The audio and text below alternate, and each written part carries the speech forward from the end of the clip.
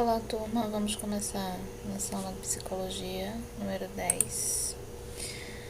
E nessa aula a gente vai falar sobre o livre exercício da personalidade humana, o que isso quer dizer, mais ou menos sobre a dignidade, sobre os direitos do paciente no serviço, sobre o direito da pessoa humana, né, na verdade, em qualquer setor, né, em qualquer área. A dignidade da pessoa humana é um valor espiritual e moral inerente à pessoa, que se manifesta singularmente na autodeterminação consciente e responsável da própria vida e que traz consigo a pretensão ao respeito por parte das demais pessoas, ou seja, seu direito começa onde o meu termina. Mais ou menos nesse embasamento, tá? Constituindo-se em um mínimo invulnerável que todo o estatuto jurídico deve assegurar, de modo que apenas excepcionalmente possam ser feitas limitações ao exercício dos direitos fundamentais, mas sempre sem menosprezar a necessária estima que merece todas as pessoas enquanto seres humanos. Na Constituição brasileira, a dignidade da pessoa humana vem escrita como um dos fundamentos da República, no artigo 1. Funciona assim, como fator de legitimação das ações estatais e vetor da interpretação da legislação em geral. Tais considerações não minimizam a circunstância de que se trata de uma ideia polissêmica, que funciona de certa maneira como um espelho. Cada um nela projeta sua própria imagem e dignidade. E muito embora que não seja possível nem desejável reduzi-la a um conceito fechado e plenamente determinado, não se pode escapar da necessidade de lhe atribuir sentidos mínimos. Onde não há consenso, impõem-se escolhas justificativas e convenções terminológicas. O que isso quer dizer? Nessa Constituição, né, a gente tem a legitimação das ações estatais e a interpretação da legislação. Essas considerações não minimizam a circunstância de que tratam a ideia polissêmica, no caso com vários fatores, que funciona como um espelho, que projeta e se vê sua própria imagem de dignidade em relação à sociedade. E aí aqui a gente vê na prática, né, que a gente tem que...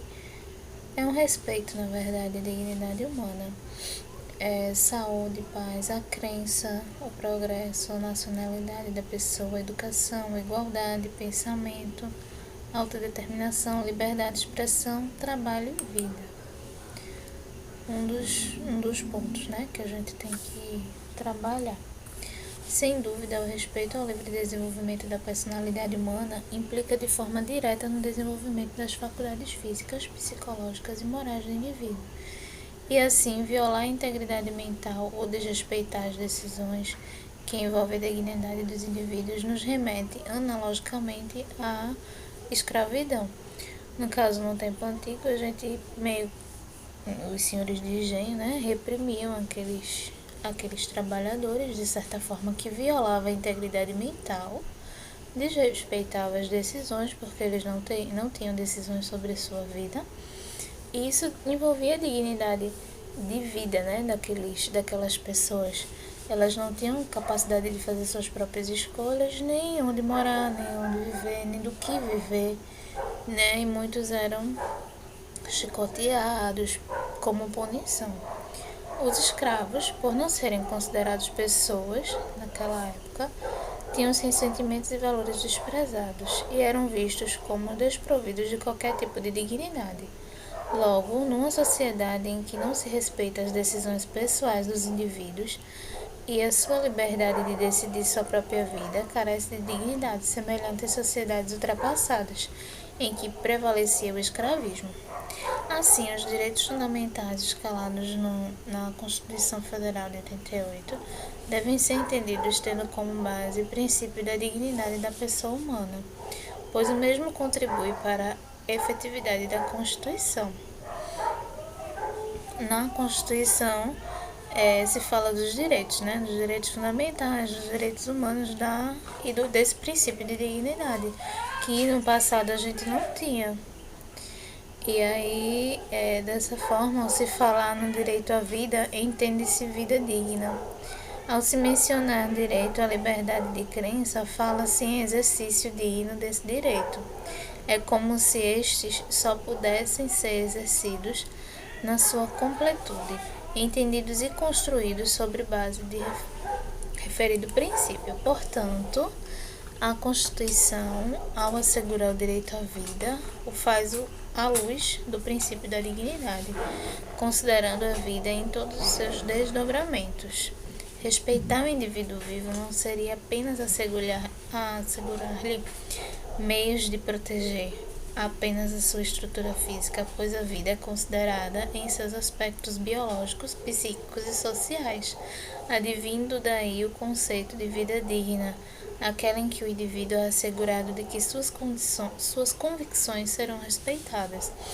E aí a gente parte para o meio de aspectos biológicos, né? E psíquicos e sociais, enfim. Em um leque aberto, a gente parte para o princípio de fornecer àquele indivíduo uma estrutura de vida, né, digna, com todos os meios. E aí a gente tem vários programas dentro da área de saúde, dentro do SUS, que visa muito isso. Para as crianças com deficiência, a gente tem os programas, né, que incluem de inclusão, a gente tem fisioterapia, a gente tem N fatores que aí a gente pode assegurar um meio de vida, né, melhor, mais sustentável para aquela criança. Para as crianças que dependem de leite, de material especial, e a gente tem, junto à Secretaria de Saúde, um leque de possibilidades para que a gente possa dar uma vida digna para aquele ser humano, né? E aí, N situações. A gente vai ver um vídeo básico aqui sobre direitos e deveres do paciente no ambiente hospitalar, tá?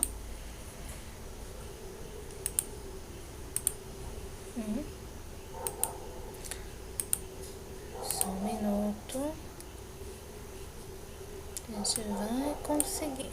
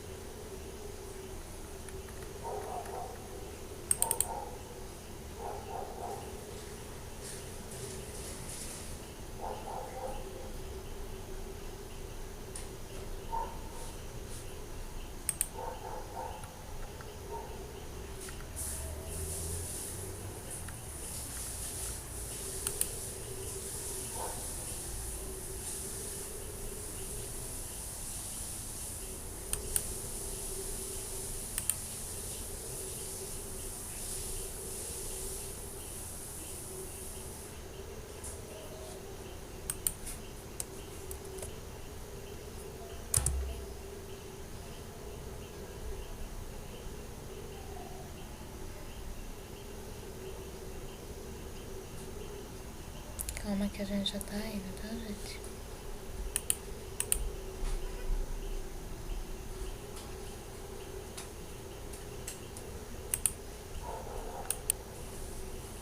Vamos lá, tô conseguindo aqui. Fiquem aí comigo, tá?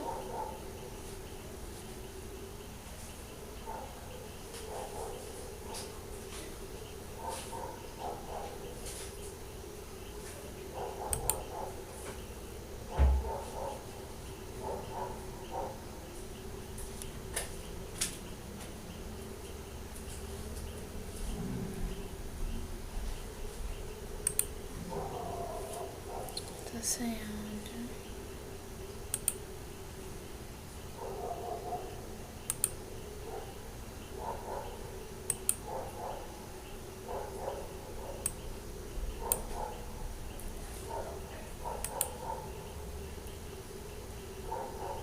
Sobre um assunto muito importante para nós do Hospital Moinhos de Vento: os direitos e deveres do paciente. Você sabe quem é o maior responsável pelo seu tratamento? O médico? A equipe de enfermagem? A equipe da farmácia? Ou você mesmo, o paciente? Na verdade, todas as alternativas estão corretas. Isso mesmo, todos são responsáveis, inclusive você. A participação do paciente, seja ambulatorial ou internado, é muito importante. Mas a maioria dos pacientes desconhece seus direitos e deveres e assim acaba não participando ativamente do seu tratamento. Você, como paciente, ao conhecer e cumprir seus direitos e deveres, aumenta a qualidade e a segurança da sua assistência. Conheça a seguir quais são os direitos e deveres dos pacientes aqui, no Hospital Moinhos de Vento. Vamos começar pelos direitos. Todo paciente tem direito de saber o nome, a categoria profissional e a função de quem está lhe prestando assistência. Por exemplo, o profissional que irá atender você deve sempre se apresentar e explicar o que irá fazer. Bom dia!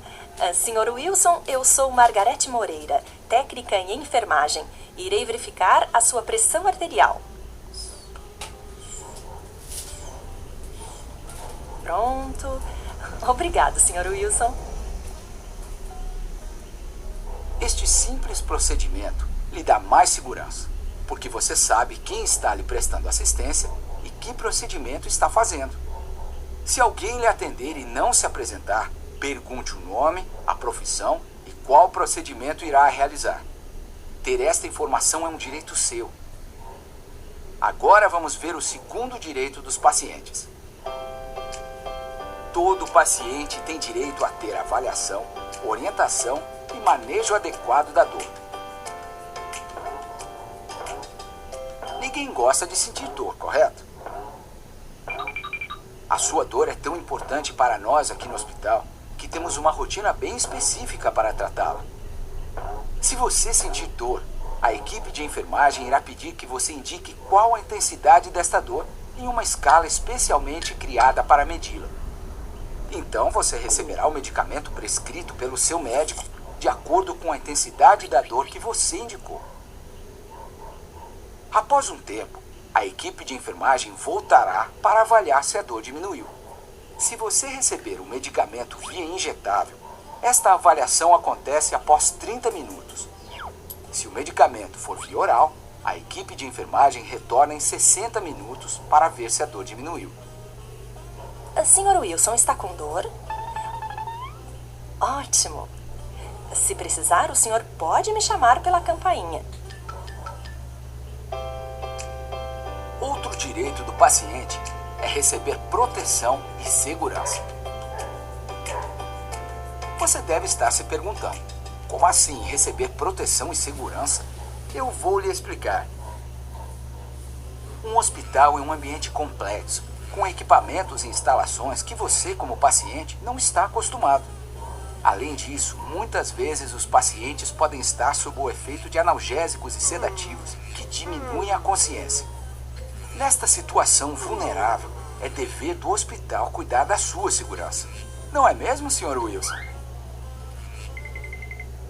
Durante sua internação, por exemplo, tomamos diversas medidas para diminuir o risco de queda, como manter as grades da cama elevadas, deixar a cama baixa para facilitar a saída e não utilizar tapete no banheiro.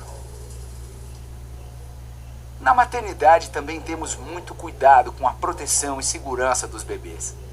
Para evitar quedas, temos medidas bem específicas, como por exemplo, o bebê não pode dormir na cama da mãe e quando alguém circular com o bebê fora do quarto, ele deve sempre ser transportado no berço. Uma medida simples, não? Mas muito importante. Um outro direito muito importante é ter privacidade. Privacidade é um direito universal. Quando você está em um hospital, com certeza quer ficar mais reservado, mais tranquilo, sem muitas pessoas ao redor. Mas se você estiver em um quarto semi-privativo, por exemplo, você poderá receber até 2 visitas por vez. E o mesmo direito tem o paciente ao seu lado. Agora, se você não quiser receber visitas ou quiser limitá-las a algumas pessoas, você pode solicitar que o acesso ao seu quarto seja restrito. Além disso, quando estivermos realizando algum procedimento em você, como uma troca de curativo, pediremos que suas visitas e familiares saiam do quarto. Vamos ver outro direito que é fundamental: não sofrer qualquer tipo de discriminação. O Hospital Moinhos de Vento trata todas as pessoas sem distinção. O respeito a todos, independente de sexo, idade, raça, religião ou qualquer outra característica, é um valor muito importante em nossa instituição. Outro direito do paciente é receber apoio moral, religioso e psicológico quando hospitalizado. Além do tratamento médico, todos nós sabemos que apoio moral, religioso e psicológico podem ser fundamentais para a sua recuperação.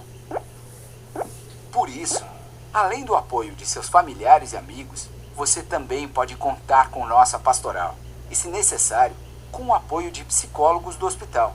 Se você preferir receber a visita de um sacerdote da sua religião, solicite sua presença através de nossa equipe. Outro direito dos pacientes muito importante é ter confidencialidade e sigilo profissional, desde que não acarrete riscos a terceiros ou à saúde pública. Você pode não querer que outras pessoas saibam que doença você tem, ou qual a sua situação clínica. Então você tem o direito de que as informações sobre sua saúde sejam de conhecimento apenas da equipe que está lhe atendendo.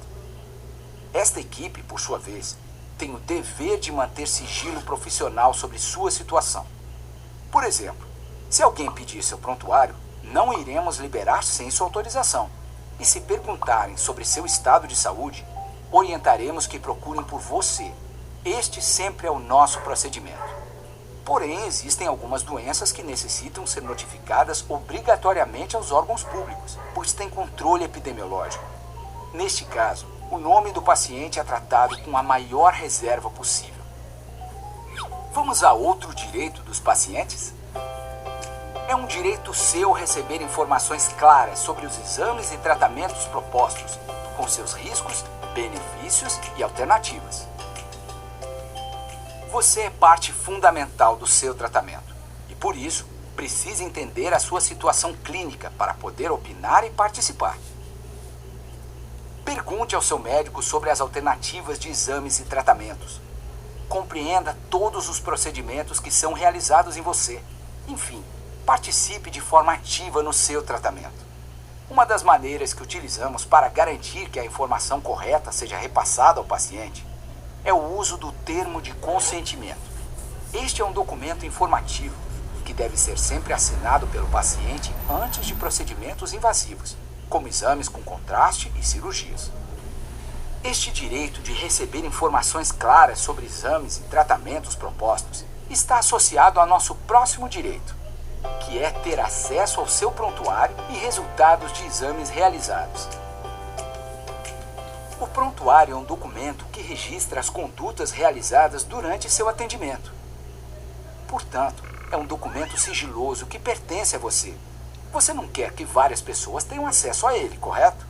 Por isso, o hospital mantém ele em um local restrito. O mesmo vale para exames. Eles são seus e você pode solicitar acesso aos resultados a qualquer momento durante a internação.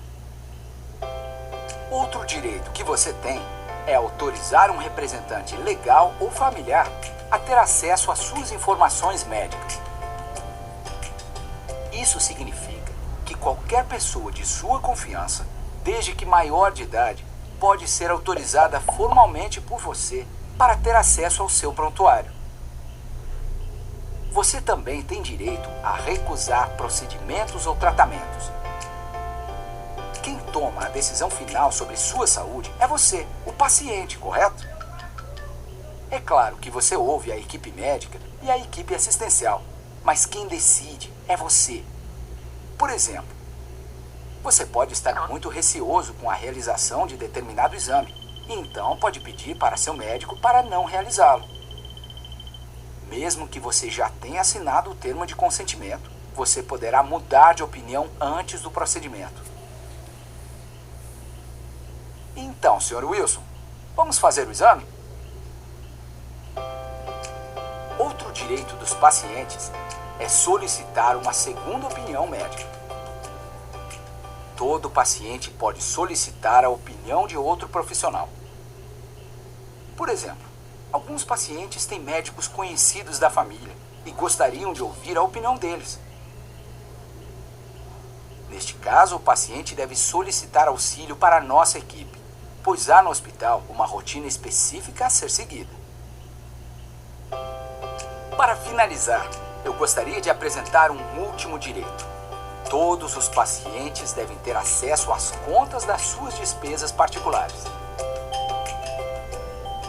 O processo de conta hospitalar é complexo e envolve inúmeros fatores. É importante que você saiba detalhadamente o que o plano de saúde não cobre e que ficará sobre sua responsabilidade.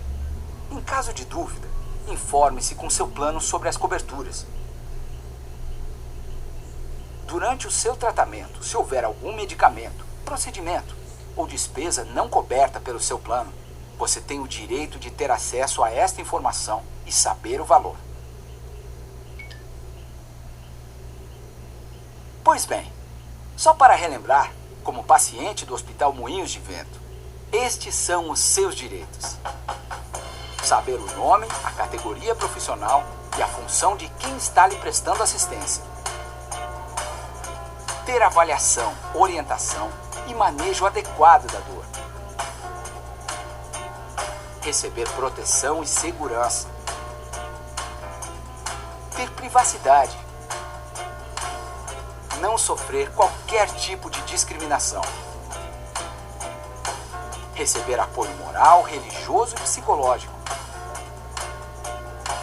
Ter confidencialidade e sigilo profissional, desde que não acarrete riscos a terceiros ou à saúde pública. Receber informações claras sobre os exames e tratamentos propostos com seus riscos, benefícios e alternativas. Ter acesso ao seu prontuário e resultados de exames realizados. Autorizar um representante legal ou familiar a ter acesso às suas informações médicas. Recusar procedimentos ou tratamentos. Solicitar uma segunda opinião médica. Ter acesso à conta das suas despesas particulares. Agora, para apresentar os deveres dos pacientes, teremos um convidado especial. Senhoras e senhores, com vocês, Sr. Wilson. Bom, agora que já conhecemos nossos direitos como pacientes, é hora de conhecermos nossos deveres, nossas obrigações.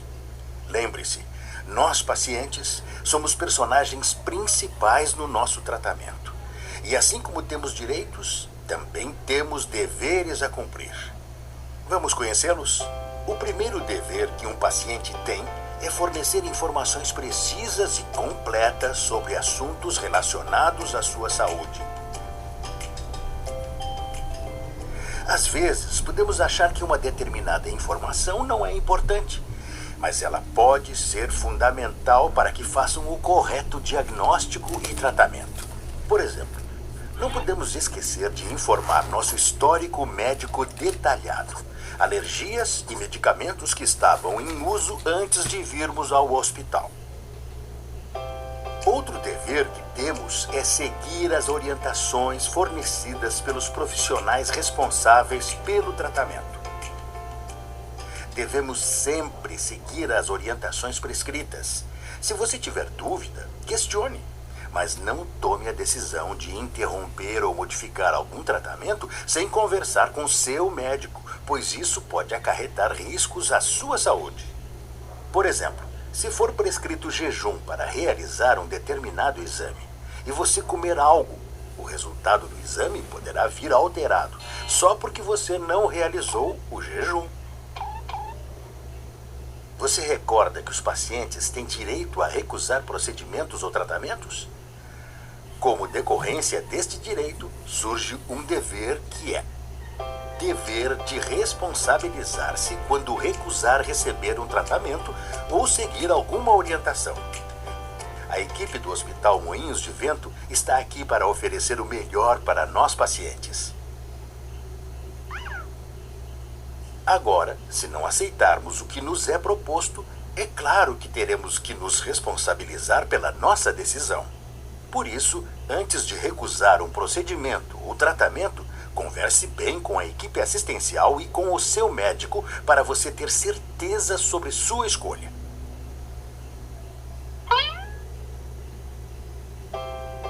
Outro dever que temos como pacientes é cumprir os regulamentos para preservar os recursos do Hospital Moinhos de Vento e do meio ambiente. Existe uma série de condutas internas do hospital que devem ser cumpridas para que o ambiente seja mantido de forma segura e adequada para todos. Por exemplo, devemos realizar o correto descarte do lixo. Se tiver dúvida, pergunte para a equipe do hospital. Nós também, como pacientes, devemos ajudar a conservar roupas de cama, toalhas, mobiliário e equipamentos. Uma equipe numerosa do hospital trabalha de forma dedicada para manter tudo isso em dia. Colabore com eles. E não fume, e não permita que outros fumem em ambiente hospitalar. Além de ser proibido por lei, o cigarro pode causar um incêndio desastroso em ambiente hospitalar.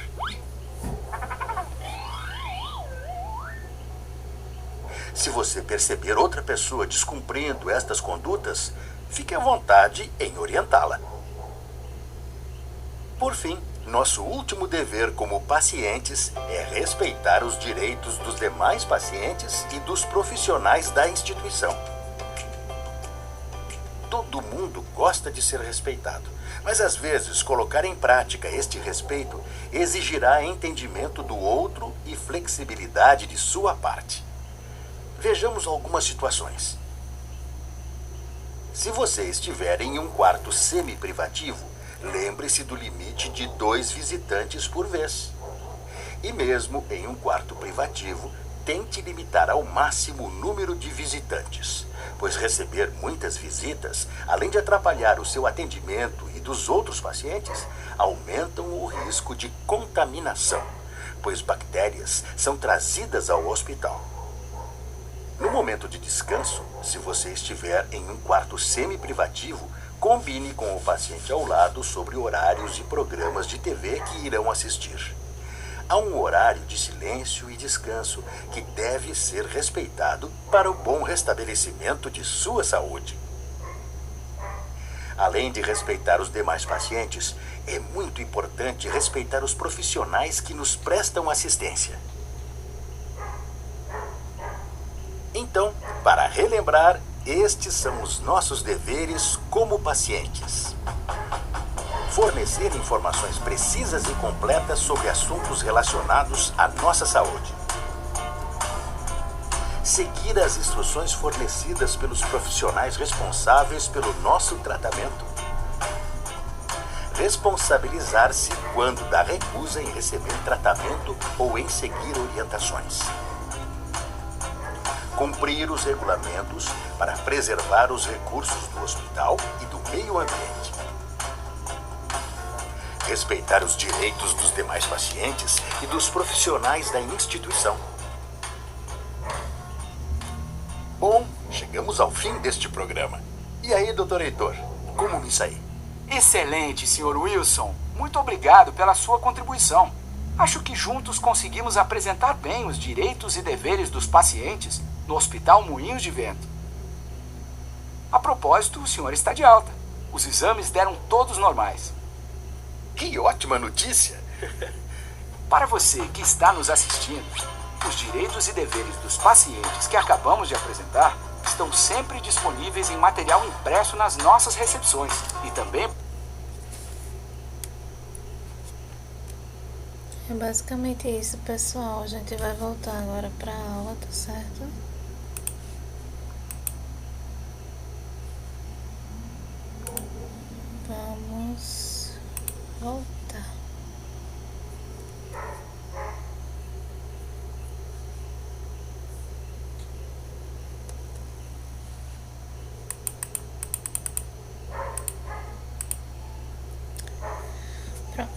Aqui a gente estava falando nos direitos e deveres dos pacientes, né? Sobre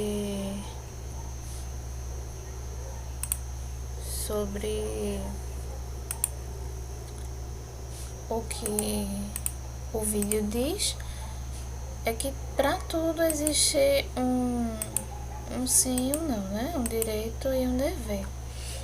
E aí cabe ao paciente respeitar essas normas de cada instituição, levando em conta que ele faz parte do ser a ser cuidado, né?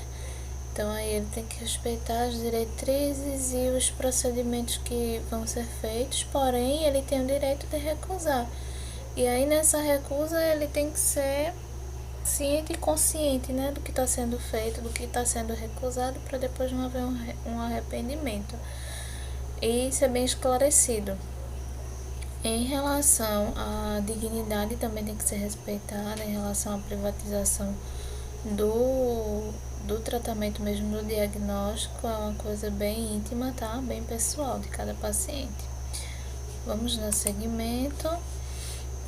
E aí a gente se vê diante de outra realidade. O papel dos profissionais de enfermagem diante de pacientes fora de possibilidades terapêuticas. O que isso quer dizer? Fora de possibilidades de tratamento, né? Um cuidado paliativo, porém necessário. Nos Estados Unidos, cerca de 3/4 da população morre em hospitais ou outras instituições, casa de repouso, enfim, algumas assim. Muitas sociedades medicalizam a morte. Diz o historiador Felipe Aris, para afastá-la da visão, uma vez que ela desperta intensa ansiedade.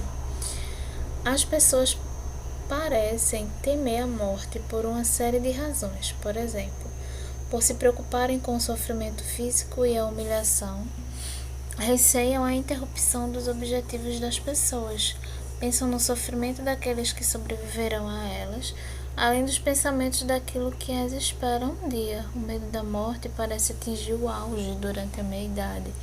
Os idosos relatam pensar mais na morte do que as pessoas de outras faixas etárias, porém negam temê-la. Porque aí a gente já encontra uma menor perspectiva, né, de vida, digamos assim. Os princípios dos cuidados paliativos. Promover o alívio da dor e outros sintomas estressantes. E aí a gente vem na parte de analgésico, terapia, né? Sintomas estressantes em um contexto geral, tá? E uma forma holística mesmo de se ver. Reafirmar a vida e encarar a morte como um processo natural. E aí a gente entra também na parte de psicologia, né? Novamente, junto com o profissional da psicologia do hospital, a gente tende a ter esse cuidado melhor, não pretender antecipar ou adiar a morte, integrar aspectos psicossociais e espirituais ao cuidado. Nessa parte de não pretender antecipar, no caso seria a eutanásia, ou adiar a morte, nos cuidados paliativos, geralmente a família informa mesmo, né, que caso ocorra parada, não reanimar, né, ser bem natural mesmo aquela partida. Oferecer um sistema de suporte que possibilite ao paciente viver tão ativamente quanto possível, até o momento da sua morte, no caso oferecer dignidade, né, a essa passagem, a esse momento. E que ele consiga viver tão ativamente quanto normal, quanto ele vivia antes, o quanto a gente conseguir, até o limite onde a gente conseguir o máximo melhor, tá bom? Oferecer um sistema de suporte que auxilie a família e entorno afetivo a sentirem amparados durante todo o processo da doença. E aí a gente entra com serviço social, com psicologia, com psiquiatria, enfim, com todo o aparato que a gente tiver dentro do hospital para a gente dar assistência àquela família também, tá? A abordagem multiprofissional, que é o que eu acabei de falar, para focar nas necessidades dos pacientes e familiares, incluindo acompanhamento no luto, melhorar a qualidade de vida e influenciar positivamente o curso da doença.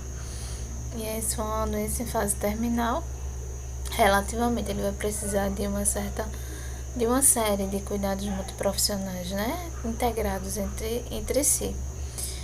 Ser indicado o mais precocemente possível junto a outras medidas de prolongamento da vida, como quimioterapia e radioterapia, ser iniciado, né, o mais precocemente esse tratamento possível, porque aí a chance de vida e qualidade, né, durante essa estadia, ela aumenta. Incluir todas as investigações necessárias para melhor compreensão e manejo dos sintomas, no quanto for necessário, tá bom? A gente tem que se esforçar ao máximo para esses cuidados paliativos eles serem mais humanizados possível, para que a família não venha a sofrer tanto com essa perca e o próprio paciente também não se chegue a um ponto extremo de estresse, para que não passe a ter um final de vida angustiante, né? E aí a gente vê uma cena, né, de cuidados paliativos e vamos para os estágios do processo da morte. O que acontece nesse intermédio entre os cuidados paliativos e esses processos, tá? Primeiro existe o ato de negação, que é a negação mesmo, quando descobrem que estão morrendo, os indivíduos ficam chocados e tendem a negar que a vida deles está chegando ao fim, né? Tendem a negar que aquilo ali é uma realidade a ser vivida. Muitas vezes se tornam resistentes à adesão ao tratamento, sendo que a negação e o isolamento se tornam mecanismos de defesa, que é o que a gente estudou anteriormente, né? Contra a dor psíquica diante do risco de morte. E aí a gente vê que é uma característica que ela engloba um fator importante. Ele se vê numa realidade que ele tende a negar aquela realidade para si mesmo, para os demais ao redor. E aí a gente passa para o processo de raiva, que é a pessoa agonizante sente-se ludibriada porque os seus planos de vida estão sendo interrompidos, frustrados, né? Porque aí a gente tem todo um objetivo para alcançar na vida e de repente se vê em um processo desse. E aí, como é que é? Como é que a gente vai reagir? Lógico que vem a raiva, vem os porquês da vida, né? O porquê comigo, o porquê dessa forma, o porquê agora. E, enfim, é o que acontece muitas vezes, né? Essa raiva, ela vem estourando mesmo com a pessoa, né? Como a pessoa lidar com esse sentimento. Demonstrando sinais de raiva e agressividade para com as pessoas próximas, que a gente pode referir aí um mecanismo de deslocamento, além de sentir inveja de indivíduos saudáveis, né? A gente tem o momento da barganha, é uma das fases, um dos estágios. A maioria das barganhas é feita de acordo com um ser superior. Uma curta fase de barganha vem em seguida de acordo final com Deus, em que há a promessa de um bom comportamento ou dedicação a alguma coisa em troca do adiamento do inevitável. E aí aquela pessoa se torna uma pessoa bem imaginável, né? Tipo, a gente imagina que vai haver uma melhora e barganha com Deus. Eu vou mudar, Deus, eu não vou ser mais assim, mas em troca me dê minha saúde, desde que eu viva. Enfim, a gente sabe que tem todo um processo por trás, né? Cada vez que o prazo, o limite é ultrapassado, a barganha pode ser retomada. A barganha, ela pode ser aumentada, né? Esse acordo aí com Deus. A depressão, com o tempo, uma perda antecipada ou real, instala-se a depressão, fazendo com que o indivíduo tenha consciência de sua real situação. E aí ele se depara com o mundo real. Tipo aquele estalo, né? Poxa, aconteceu mesmo, né? Enfim, apresentando sinais clássicos de fragilidade e perspectiva de morte claramente sentidas. Ele apresenta-se em um estado de profunda apatia, choros incontroláveis, tristeza e solidão. E até por fim chega a aceitação. E aí se torna mais aberto, né? Mais claras as ideias. Indivíduos capazes de superar a angústia atingem a fase de aceitação do processo de morte e morrer. Durante esse estágio, o doente prioriza reforçar laços familiares, perdoa a si mesmo e as pessoas queridas e mantém-se preparado para uma longa viagem. E aí vem a parte que ele finalmente a ficha cai e vê que não tem mais como barganhar, nem como negar, nem como, enfim, sentir raiva mais, porque aí já vai acontecer. E agora é aceitar, né? Quando tem passado já aquelas outras fases anteriores. Aí a gente tem a imagem aqui para mais ou menos frisar na cabecinha. A negação é a bobeira, é o não, eu estou bem, não é comigo, né? Não vai acontecer comigo. A raiva é justamente aquele questionamento, né? Porque eu não é justo. Você é o culpado por isso, achar um culpado para aquela situação toda está acontecendo. A depressão, que é o mundo perdeu a cor, já não tem mais sentido, nunca será como antigamente, eu me odeio, e aí vários sentimentos, né, dentro de um turbilhão de coisas acontecendo. A barganha